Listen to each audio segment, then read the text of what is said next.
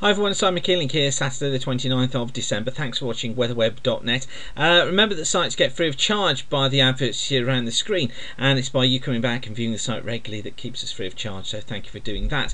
Now, just wanted to give you a quick update today on progression of the forecast. Really not much has changed. This really is the story, isn't it, of the last few days. This is the flooding of the River Severn.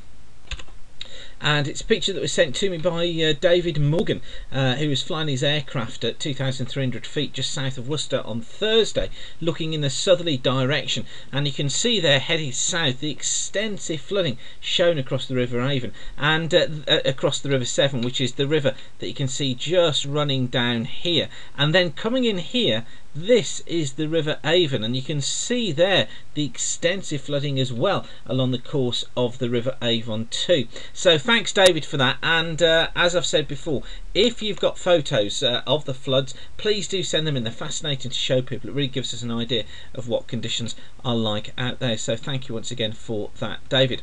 The forecast not really changed that much from yesterday. This is the GFS ensemble, and what we're picking up on still, look, at these relatively mild temperatures through until around about the 9th of January. But just notice this dip that comes in shortly after New Year, just taking in a couple of cooler days. But then look, this downward trend in temperatures from the 9th onwards. Now, not looking as definite as it was yesterday, and it's certainly a slip to cool. So I think what we're going to be looking at is cool conditions rather. Oh no, let's go cool to cold. Let's do this on the fly, why not? We'll go cool to cold conditions from about the 9th of January onwards. I think that's the way this is going to shape up. And also, of course, many of you interested in whether it's going to be dry. You can see here that we're looking at dry conditions as well, coming in between about the 3rd and the 7th for most of us, lasting for a few days before the westerlies get back in. So certainly this dry weather is still on its way.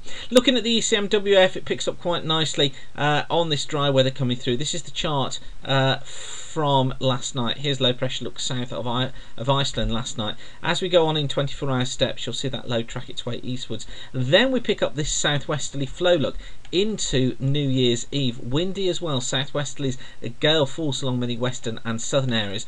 This low here then tracks its way northeastwards across southern Scotland during the latter part of New Year's Eve, bringing windy and wet conditions before clearing eastwards. And then look, this is this ridge that I was telling you about, builds in. Now the question is exactly what happens to this ridge. How far north can it build? It's coming into a trough and some colder air up to the north there. So is it going to buffet against that, so reach a northward limit about here, and then kind of collapse away back southeastwards? That's what the model wants to do with it just now. But what it does do is bring in dry conditions across the south from about the 2nd onwards, including the 3rd, including the 4th, the 5th, the 6th.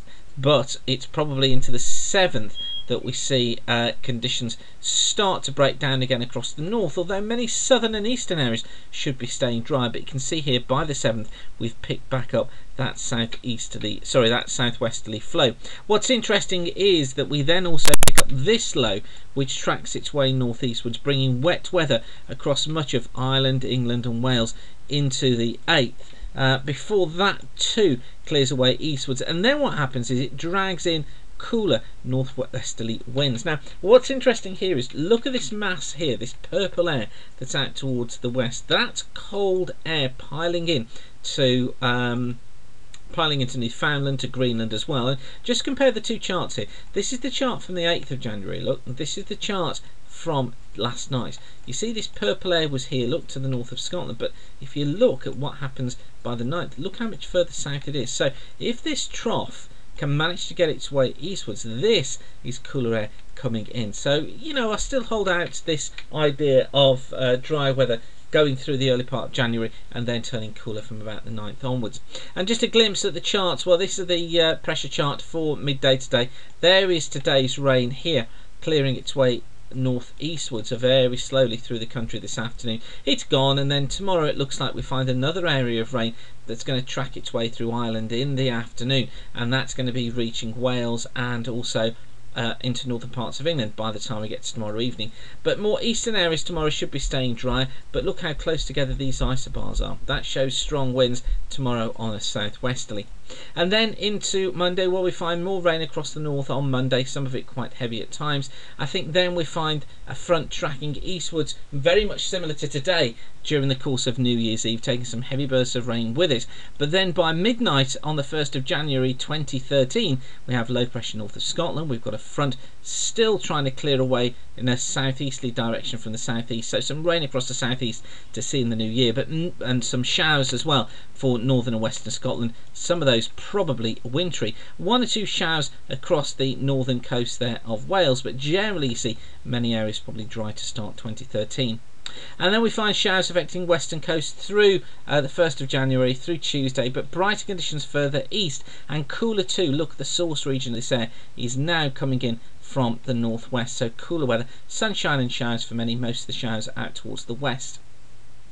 On Tuesday, ridge of high pressure builds in. There will be some rain coming through Scotland and Ireland during Tuesday afternoon. That then tracks into Wales late on Tuesday before spreading eastwards during Tuesday itself. And then through Wednesday, well, the high builds in properly. I think there will always be a fair amount of cloud around, particularly Ireland, Wales and much of England. Some outbreaks of drizzle too. But I'm hopeful that by Thursday, as the high builds its way northwards, we see more sunshine across the south. Still outbreaks of drizzle and rain affecting these western coastal areas, but I think for many we should be dry with some sunny spells. Maybe a slight frost overnight to Friday, but the high still hanging around, look, and then the high will stay with us into Saturday, although what we then find is outbreaks of rain spreading in from the west, and what that does is it pushes its way further eastwards during the course of next weekend. So it looks as if we will find this high collapsing away, but we should get some dry weather coming in before then. So that's all for now. Thanks again for watching weatherweb.net. Of course, I'll keep you updated through the day tomorrow and through the website with the musings, etc. But for now, thanks for watching and keep the sun shining. Don't forget, we're kept free of charge by the adverts you're seeing around the screen here. So by you clicking on an advert, going through to an advert, that's what generates the revenue that keeps us free of charge, and by viewing the site too. Oh, and I just wanted to show you as well, a new feature on the site. If you come to the top here, we've got the latest severe weather warnings on the site now, and these are updated constantly. So if you click on warnings, it will bring you up the very latest severe weather warnings coming into the weather centre here, and that's just loading up now, and I will show you that in just a moment. So there we are, lots and lots of warnings on there, as you can see. And also by clicking on floods, you can get the very latest flood warnings as well from the Environment Agency. These updated constantly too. So some new features for you there on the website. So thanks again for watching weatherweb.net, and bye for now. And I should of course say, keep the sun shining. Bye for now.